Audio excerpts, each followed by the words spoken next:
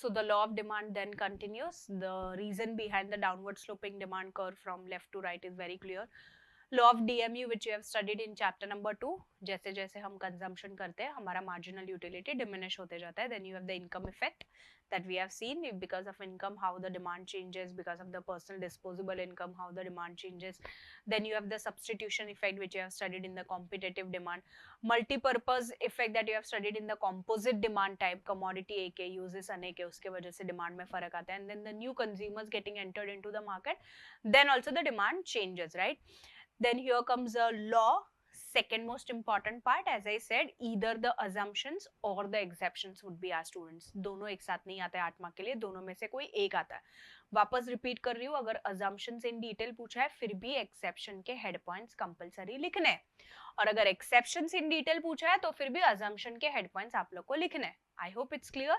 So come on, what are the exceptions? Exceptions मतलब होता क्या है? It goes against the law.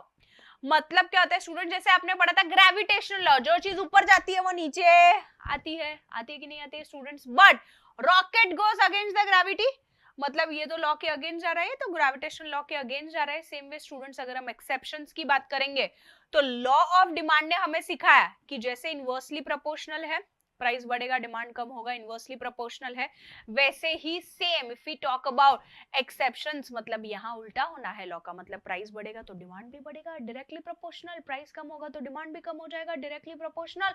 जो नॉर्मल डिमांड का डाउनवर्ड स्लोपिंग था वो हो जाएगा अपवर्ड स्लोपिंग. एक्सेप्शंस है ना यार, उल्टा होने वाला है. Giffen paradox is the first exception students. There was a Robert Gifford, an economist in England, who has observed that there's a two products, bread and meat. बोलता था bread है ना, bread cheap superior cheap product माना जाता है, inferior लोग खाते हैं, और जो मीट है ना वो सुपीरियर लोग खाते हैं, the rich class. So he observe that in England when the price of bread falls, people actually started shifting to meat. कब तक ब्रेड पे जिएंगे यार, तो वो लोग ने अपने आप को शिफ्ट कर दिया मीट पे. थोड़े बहुत जो पैसे बच रहे थे, प्राइस कम हुआ तो और थोड़े एक्स्ट्रा जेब से डाले, and then they shifted to a better product. Everyone wants to upgrade their lifestyle.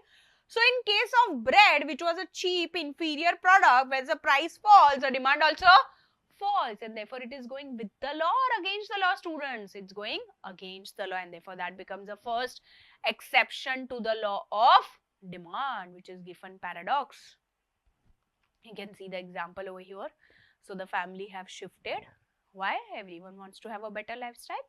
So goods कम हो गया प्राइस, तो वो टाइम पे वो लोग ने चीप इंफीरियर गुड्स को डिक्लाइन करने के लिए, अपनी लाइफस्टाइल को एनहांस करने के लिए सुपीरियर प्रोडक्ट्स की तरफ बढ़ गए. सो इंफीरियर प्रोडक्ट का डिमांड कम हो गया. So here the law, the diagram, demand curve was downward sloping, the exceptional demand curve is upward. Why? Price बढ़ा डिमांड भी बढ़ा, प्राइस कम होगा डिमांड भी कम होगा, so normal demand curve downward, और ये हो गया upward sloping. Then you have the next exception, prestigious goods. Students बहुत ही simple है, इसके बाद के सारे exception जैसे prestigious goods होते हैं, of course they are very uncommon. If we talk about jewelry, we talk about diamonds, we talk about gold, silver, you see the prices have been hiked today. So prestigious goods are maintaining the status symbol in the society, students. So prestigious goods हम बोल सकते हैं कि वो लोग jewellery हो गया, ये अपने स्टेटस सिंबल को मेंटेन रखने के लिए होता है, राइट? सो प्रेस्टिजियस गुड जो भी डिमांड करते हैं, प्राइस तो ज्यादा होता है to maintain that status symbol. So even if the price is more, can I say students, they are going to demand more of it. Why? Status symbol, snob appeal effect. यार ये तो हमारे चार लोग क्या बोलेंगे, प्रेस्टिजियस गुड्स का price ज्यादा है तो वो डिमांड भी ज्यादा ही करते हैं. प्राइस इल्यूशन और consumer psychological bias, when we talk about illusionary effect, बहुत ज्यादा जब सेल लग जाता है, जैसे Esbeda bags, they are known for their long lasting, they are known for their durability. साल में एक बार जब सेल लगता है तो 1 घंटे की क्यू की लाइन होती है, बिलिंग की लाइन होती है, फिर भी लेडीज लोग काफी लाइन लगाते हैं यार.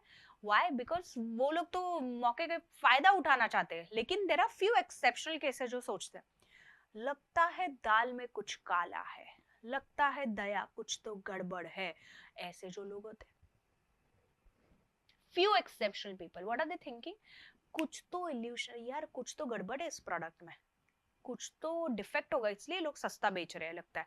ऐसे जो लोग होते हैं ना, वो लोग प्राइस कम भी होता है ना फिर भी खरीदते नहीं है. सो even if the price is less, the demand is less of it, and therefore can I say again, it is going with the law or against the law, students? It's going against the law. Then moving ahead with ignorance. यार मुझे पता ही नहीं है यार, ये Korum mall, ये Viviana mall, ये पलावा मॉल में सेल लगा है, मुझे पता ही नहीं है, मतलब प्राइस कम भी है लेकिन मुझे पता ही नहीं है, तो मैंने डिमांड किया ही नहीं है. मतलब even if the price is less, the demand is less. Why? Because I'm ignorant about it. I don't know there is something coming up over here. If I knew, I would have bought. But there are few people who might not know about it and therefore it goes against the law. देखो इसलिए इसका नाम exception है. Because ये सबके लिए apply नहीं होता है. ये कुछ ही exceptional लोग. तुम्हारा बैच एक नंबर है लेकिन कुछ नमूने होते कि नहीं होते. और वो ही कुछ नमूने ये exceptional cases का part होता है. I hope you are getting it. Then when we move ahead with the next one, speculation students, this is the same point that you have studied in determinants, which is expectation about future price.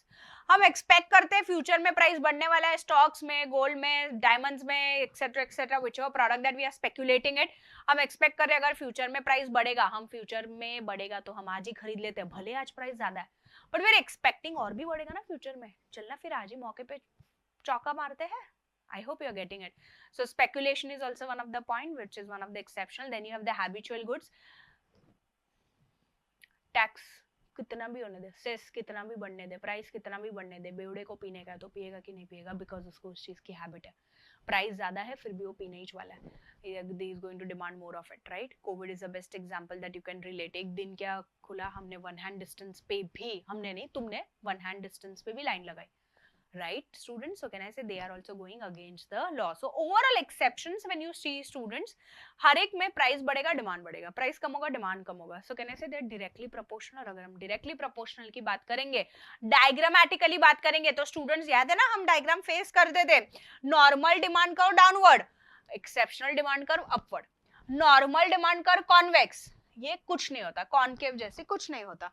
Normal demand curve in negative, upward demand curve positive. क्यों negative? Because inverse है, positive because directly proportional है.